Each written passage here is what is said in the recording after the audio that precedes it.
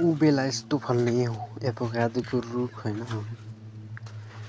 2083 मा चाहिँ राम्रै फलेको थियो टकमक्क हरियो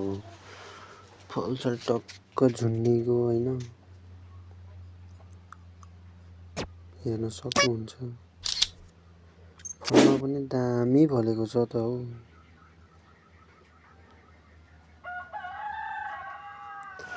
हेर्दै देख्दै क्या खाउँ लाग्ने होइन दामी फलेको छ अन्त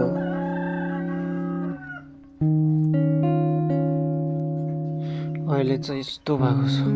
2084 मा चाहिँ पुरा खाली रुख पुरै सुक्खा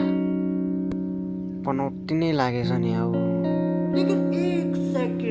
रुख यस्तो भए पनि यसको फलहरू चाहिँ नि यस्तो भइरहेछ उम्रिरहेछ आशा छ यो फलहरू रोपेपछि फेरि पनि पहिलेको जस्तो फल्नै छ भन्ने होइन तपाईँहरूलाई यस्तै खालको भिडियोहरू हेर्नुहोस्